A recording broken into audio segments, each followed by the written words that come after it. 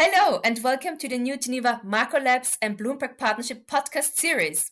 I am Marian Scherling from the Think and Do Tank Geneva Macro Labs, and I'm very delighted to lead the conversation today alongside with Max Bloomberg, founder of the People Analytics Think and Do Tank, the Bloomberg Partnership. Max, you work to bridge the worlds of business performance and analytics. As a seasoned PhD educated people analytics professional, you offer many years of experience using sophisticated AI and machine learning analytics. At the Geneva Macro Labs, we also combine the thinking and doing. We are an engaging platform where we connect leading minds and look at how new technology can support a sustainable future. Today, we are talking about the science of creating scenarios for the future. Let me introduce to you now my co-host, Max Bloomberg. Hello, Mariana, and it's lovely to be here. Andrej Heinke is Vice President of Corporate Foresight and Megatrends in the Central Research and Advanced Development Department of Robert Bosch in Stuttgart. After studying in Berlin, Stanford, and Harvard, Andrej worked at Daimler in Berlin, Sony in Tokyo, and served with the planning staff of the Foreign Office in Berlin. Andrej, a very warm welcome to you today. Thank you, Max. Thank you, Mariana.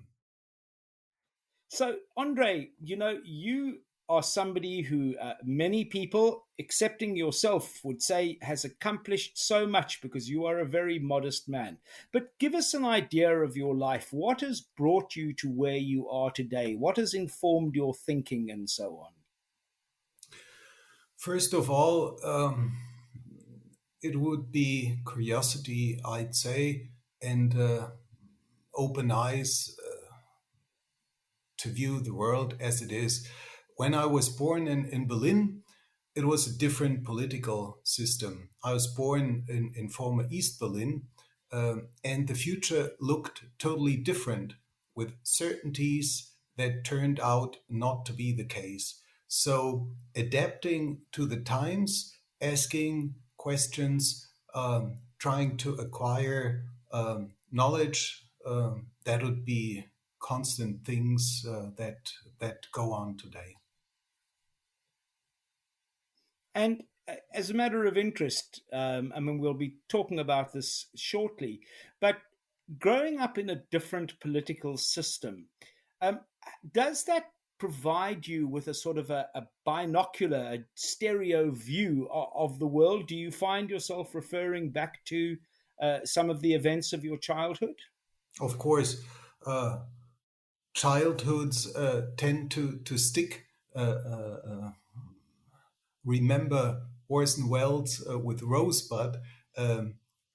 This is a thing you'll never forget. I lived for 22 years in a different political future with different certainties, with different networks, with different laws, but some constant things. But when I go back to Berlin, where I went to school, houses are there, streets are there, and yet the circumstances are totally different, different values, different outlooks. But it is a thing that I'll never miss because my future would have been totally different. No America, no working for Daimler or Bosch or the planning staff of the West German, if you want, foreign ministry. I'd never work for a foreign ministry, probably because the elites in the East were closely guarded. And you can see it in the People's Republic of China. I was not a princeling, so my political future would have been non-existent. I'd probably end up in a sort of provincial town, being sort of unhappy, waiting for a car for 15 years. But who knows, reading interesting books, traveling to Bulgaria instead to Italy for the holidays. I think it was an advantage to remember that people could behave differently. And sometimes I ask myself, what would have happened if the other side would have won? Or how, a different question, how would people who are elites today would have behaved in the East under different circumstances? That's a fascinating question, and I think many people have asked that. And what languages would we be speaking today? Which would affect the whole world. But your alternative futures, Andre, brings us very neatly into one of the first things we wanted to discuss, which is you have a very enviable job because we all want to know the future. Whether it is about winning the lottery, knowing what the numbers are going to be, or predicting the outcome of a football game. If you are in corporate business, you want to understand what does the future look like in my markets for my employees so that we can be successful as an organization. And you have got a fantastic job where you are doing this at Robert Bosch. Tell us a little bit about your work. How did you come to this incredible role? Yes, Max, it was not a planned role because the role did not exist when I entered Bosch. I entered the foundation, worked there for 4 years doing some kind of work on demography, one side of Megatrends. And then I was asked to join the strategy department of the corporation because the board of management thought about the future, about possible outcomes. And they said, well, demography is one, probably the most reliable trend. Please assist us in thinking about possible outcomes. Nobody can predict the future. You know that as much as I do. What you can do is think in advance about plausible developments. And there are a couple of questions, such as the rise of the People's Republic of China, the implications for a company such as mine, and for different investment decisions. And those are very practical questions where I am never the only one who advises the board of management or other decision makers, but I'm one of the additional voices. I would describe my task as providing perspectives, outside views, connections to experts that are not naturally coming to an engineering company um, because they are trained in a different way. Their logic is different. And in a political world, a historian such as I am is probably someone who asks a different set of questions. And finding together the right questions is often more important than giving hasty answers. Hmm. That's And very interesting, if I may jump in, because you just mentioned something that we can all, I think, relate to when it comes to interpretation of realities. I mean, you just described by saying that you would ask questions to understand from other experts their interpretation of reality or of the future. How do you go about the situations where you find there are conflicting views and you suddenly encounter power dynamics, you encounter different political agendas when it comes to identifying trends and possibilities how our future could look like? In regard to domestic policy in China, for instance, there are no certainties. There are not many people inside China who truly know what's going on there. So often, if there is a majority view, I'm very much attracted to ask questions that nobody else asks. What if things go wrong? What if this majority view turns out not to be the case? Do we have a plan B or C or D? And what would we prefer to be the future? And what are the personal connections? What are the explanations for different views? And if you go to these basic questions, you understand much better if you can build on one future or if it's a sandcastle. And Andre, how do you apply your findings? So, you ask people about different futures, you ask what caused the situation, etc. How do you then use that information? It depends on the urgency. If I find some piece of information that is essential, I go directly to a board member, um, either the CEO or the person in charge. And I do it usually in a very personal talk, so that nobody has to play any games. It's not about showing your power or just seeing to different views that are politically shaped from inside the organization.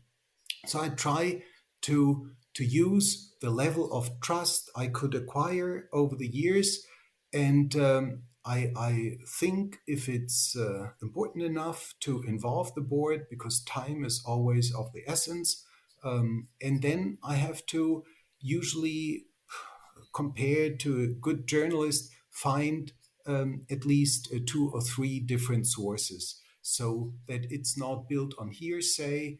I can say, look, it comes from this side, and this is either in accordance with that side, or there's something we don't know and we have to find out.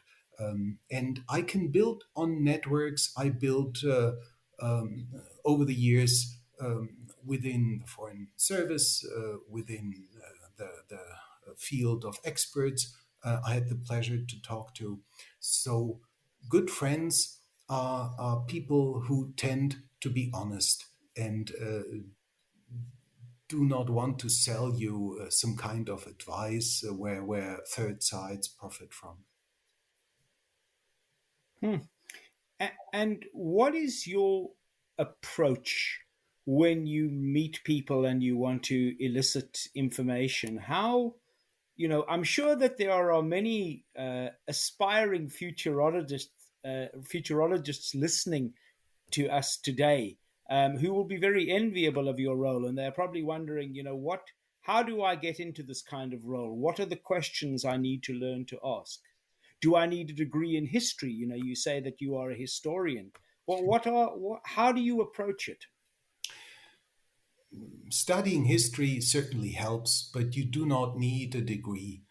Reading good history books, being an observer of the political scene, an avid reader of The Economist or the Financial Times helps.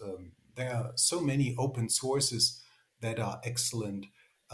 You need to read a lot of things. You need to kind of fill in the gaps, read information, even if it may not interest you, just to understand the picture that does not just foster the view that you have already, but challenges what you think you know for certain, because there are no certainties. And as you know, and much better than I do, Max, the more you get to know experts, the less you feel yourself like an expert. And China is such a riddle inside an enigma, to take a variation of a quote about Russia here, that is very difficult to understand. And within the German government, I would say there are probably only three or four people who can claim some aspects of true knowledge about China. And the best sources are, of course, contacts within China. And those are the hardest to get by and to stay in contact with. And as you know, mistrust is rising. And with this rising level of adversity or even enmity, it is challenging to stay objective and not to fall into ideological traps where you say one side is inherently bad and the other side is always good. You know, a kind of Manichaean view of the world. Although, if you are in Washington, D.C., often the majority view is just black and white often. And Germans, not only German business, they try to understand more the gray scale of things and use their freedom of operation, although this room is shrinking. You mentioned China quite a bit in your discussions, and I'm interested from a futurology point of view. What advice would you offer to businesses for their future relationships with China? You know, manufacturing, selling, etc. First of all, you have to get your priorities right. Uh, do you want to stay involved in the China trade? Uh, do you trust your partners in China? Um, are you good enough to stay in the game? Um, are you hardened enough to stay in the kitchen when the situation gets hotter by the day?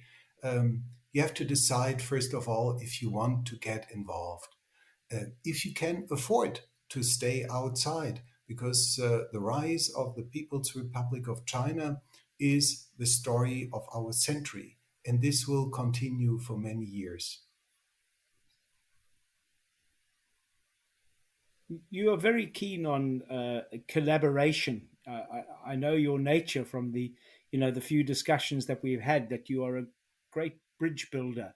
What advice would you give for countries wanting to build bridges rather than taking opposing stances with other businesses and other countries? How do you encourage collaboration? The most important rule, Max, is to answer the question, why should the other side, be it Chinese or American, be interested in what you do? What can you bring to the game? Because you'll only be a player if you have something to offer, if you are innovative enough, if you are good enough in a certain technology, or if you have gained knowledge that is unique. So you have to have an advantage that others can trade in for something else. But if you only want to be a bridge builder, nobody will take you serious. Hmm, That's a great metaphor if we think about think tanks, lovely. right? Max, you are the founder of People Analytics think tank, and Geneva Macro Labs is a think tank in Geneva. And I think we all have in common that we aspire to build bridges, to break down silos, to allow for collaboration across sectors. So if we leave now the country level and go a little bit deeper into the different actors within a country, how do you feel? How ripe is the time that we will see more think tanks arising, more collaboration across sectors, more collaboration across generations? First of all, if you want to be a bridge builder, I've seen only bridges um, that are equal on the two sides if they want to bridge a gap. So you have to think about the traffic going over this bridge, and you have to be sturdy in stormy weather. And of course, if you talk about a bridge for information, for exchange of knowledge, building kind of alternative futures, in exploring different ways of solving a conflict, a problem. You need to be prepared to invite people who trust you, but you need to provide a reason why should they trust you, and you have to need to prove that trust. That's interesting, Andrej. We started off our conversation today talking about your work at Bosch on outlining scenarios around the different futures that are co-shaped by geopolitical power dynamics. Now, my reference to think tanks in this context really was about their potential to formulate alternative choices around policies and economic and political decisions that are co-shaping our future. You just made the point around the role of trust for purposeful collaboration. But how do we actually collaborate with diversity? The latest research that I came across recently was by people like Anita Woolley on collective intelligence, and they provide evidence that not enough diversity within a group makes it stagnating. I wonder why we have issues working with diversity. And I don't just mean, the visible signs of diversity, because they are probably less important than the mental attitude. I mean, if your entire board at Bosch, for example, Andre, even if they were completely different colors and genders, etc., but they all had exactly the same attitude and thinking, you would not say that Bosch could be diverse. But why does the human condition uh, why is it so afraid of diversity, and how can we get over this fear of diversity? I mean, surely this is a mega trend that you must be looking at, is how to thrive with diversity rather than die from diversity. Definitely, Max. And boards are always operating under the danger of groupthink, and it is a pressure to be better than the other, and it's hard to keep track of exactly this different stages of diversity that you mentioned. We have now one woman in our board, but it took us 130 years. You could say this is too long. And of course, we are multi international, we are almost anywhere. So we have to be even more diverse than we are today. But the question goes deeper than that. How do you deal with different views? How do you achieve an open discussion about challenging views without ending in a power struggle? You have to a certain time for open discussions. You have to have respect for each other, and you need to make good arguments, of course, and prove your case in point. And this has to do with not only diversity but a risk culture that you need, a sense of not risking mistakes, but even fostering a climate of experimentation. And I think the advantage that European companies have is that the whole European model is built on diversity. It is even the core root for innovation.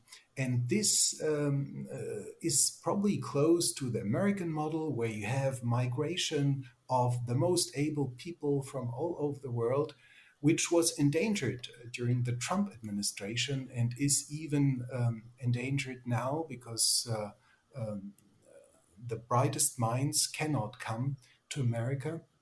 And of course, China, if you take a third model, is probably the country, the biggest country in the world that has almost no immigration of the most able people, but they have plenty of resources themselves. The challenge is, how do you deal with adversity? How do you foster discussions with an open ending without being threatened by people who may question authority? Europeans have an advantage here. And take the model of Israel. They are one of the most innovative regions in the world exactly because they have a culture of questioning things, of fostering discussions, of challenging minds and trying new ways. We can learn from them as well. Um, we've been talking about China, and we spoke a little bit earlier about AI. Um, what do you see as the impact of AI on the future of work generally for each of us, for our organizations, for life in general?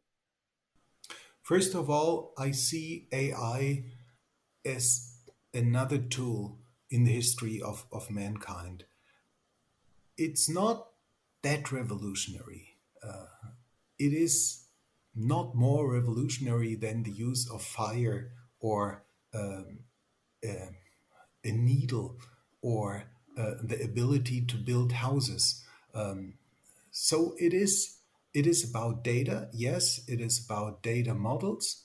But is it the holy grail? No, it isn't. And we are just at the beginning of AI. It will influence us for sure.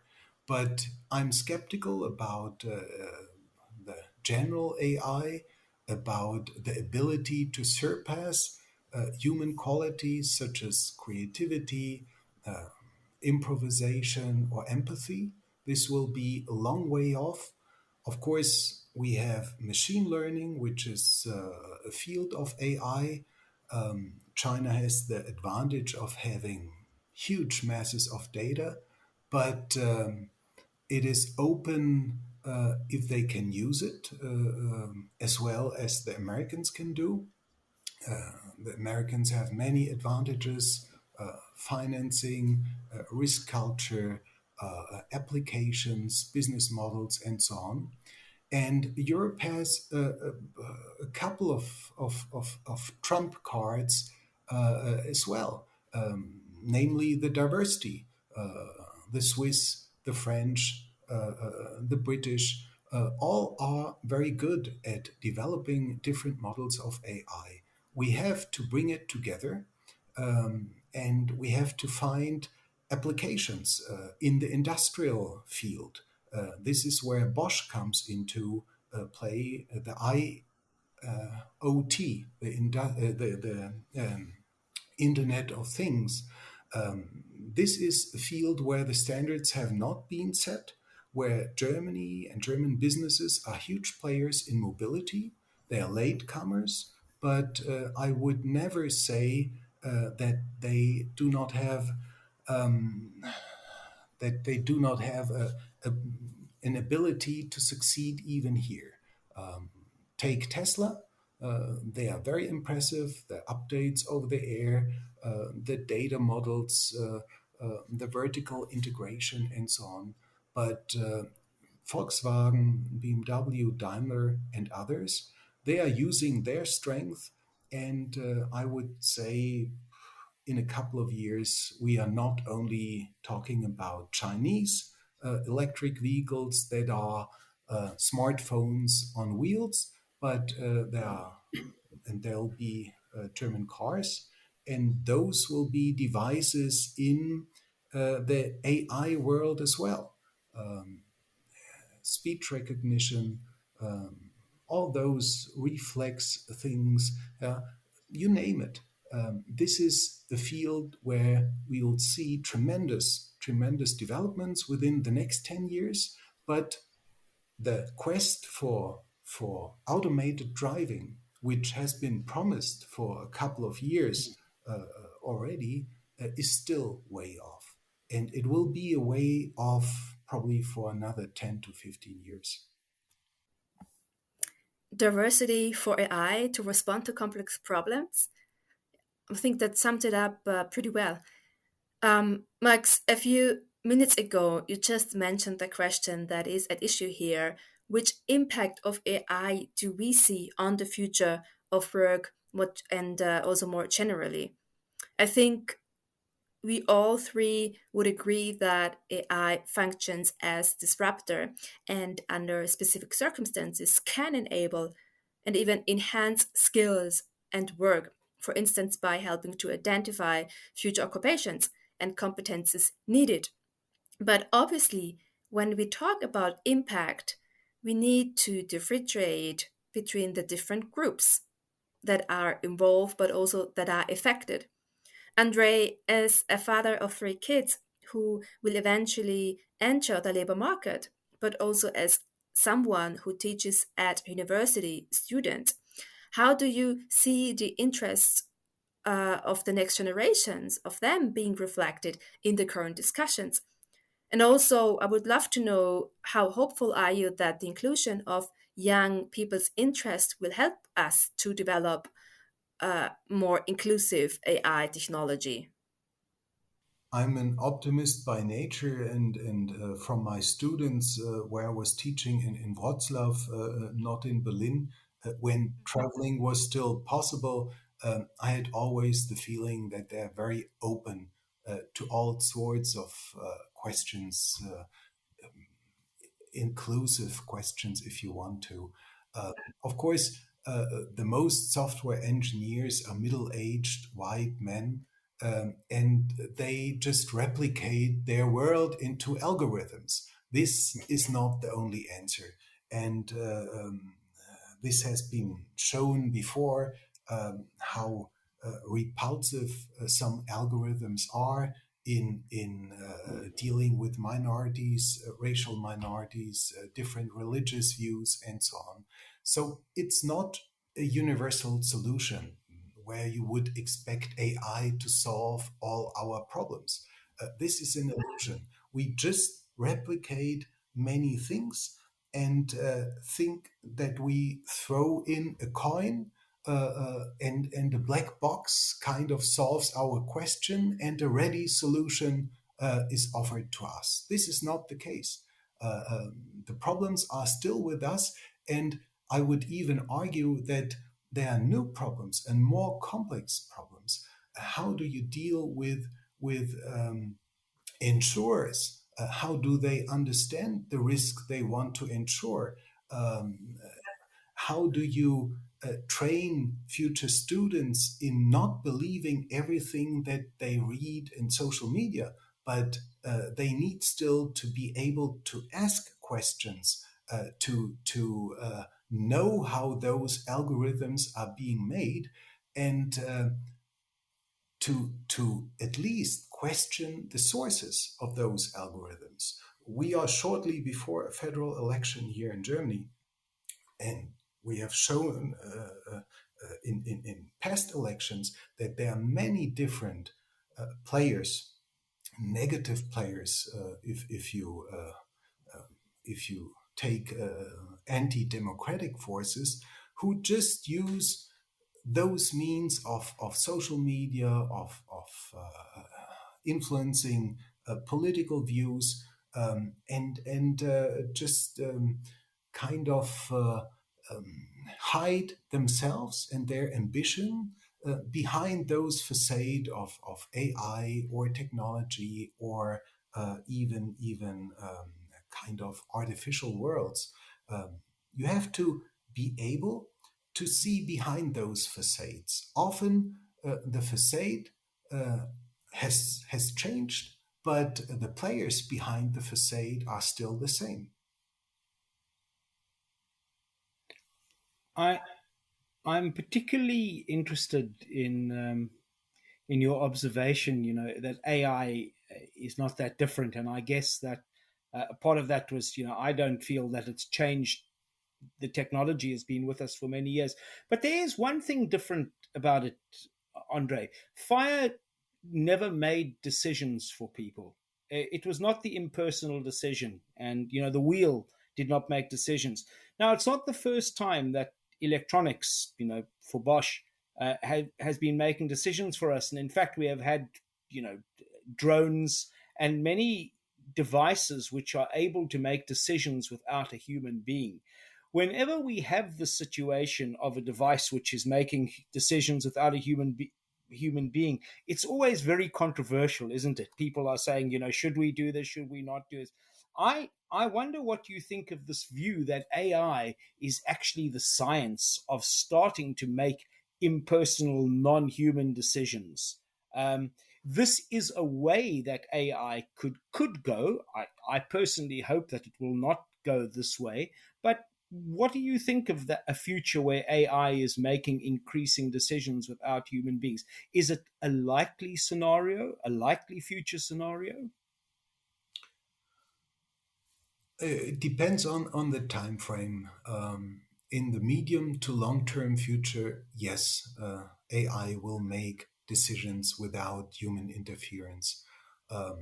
We at Bosch have a policy of having humans on the loop and in the loop. Ethics and AI is a huge discussion, not only with Bosch, but with every other technology company too. But we have the field of military technology, where already there are fighting machines that are able to make those decisions without humans being able or want to interfere. But automated driving, in the end, level 4 or 5 of automated driving would be exactly the field that you describe. There are many unsolved questions, starting with insurance, starting with risk, the old discussion with fringe cases, how do you behave, very ethical at its core. So, so far, I'd say humans are superior to machines and will continue for some time. It's difficult to have a guess, but I'd say for at least 10 to 15 years. Andrej, we've covered a lot of ground looking at the various components of China and AI and diversity. As a systemic thinker, and I know I speak for Mariana and myself, how does Europe contribute positively to the creation of a worldwide system that works for everybody? Of course, I'm a believer in Europe, and not only from the study of history, but I think Europe has a role to provide to the world. It's not only about the market, 500 million customers. That's not just the extent of what Europe could be to American or Chinese companies. I think about human rights. I think about the independence of power structures, about the GDPR shape of providing those new technologies with an ethical structure. This is something that Europe could uniquely shape due to the talents of its people. Italians, French, Danish, Estonians, Austrians, Portuguese, they all are kind of bringing different aspects to the game that no other region of the world could kind of assimilate in a short time within solutions that are often competing with each other. But Europe is better off because of the competition. It's used to competition. It's used to question authorities. It's used to fight with each other in a productive way, and it's used to looking to the world. I believe in a Europe that's not close to the world, that doesn't build borders, but just provides together with America, the most talented people with a purpose, and gives them shelter and opportunity to use their talents inside Europe. And I believe in Turkey being part of Europe. We'll see after the fall of the old Afghanistan regime that many people will tend to come to Europe, and without Turkey, we will not solve these questions. You know, as we come to the end of what has been a fascinating discussion, and I've only used 1/4 of my questions, and I wish we had a lot more time. One thing, we will have a lot of people listening who will have kids and who will be wondering how best to educate their children, what should their children be studying to survive in the future. And we do not often get a chance to talk to somebody who looks at the future, but also for the younger people listening. What advice do you have for these people to create a better world, Andrej? What should they study? How should they behave? You've already spoken about tolerance and diversity. Any other tips you can give, in closing as your message? Well, it's hard for me to give advice to other children. I have 3 myself, and it's hard to manage them. So I can tell you from my experience what I do to train them for things to come. Be open-minded. Travel, speak to the people, listen to what they have to say, and do not think that you know all the answers. Others are just much better in seeing the world. Listen and then think for yourself, question authorities, and read up, because the more knowledge you have, the more independent you are. I think that's a fantastic point at which to say thank you, and with humility. And we really value having you here today, Andrej. Thank you so much for your time. And I do hope that we can get you back someday where we can deliver the next 1/4 of the questions. Thank you, Andrej. Yeah, thank you, Marianne. Thank you, Max. It's a pleasure. Thank Thank you, you for having Mariana. me.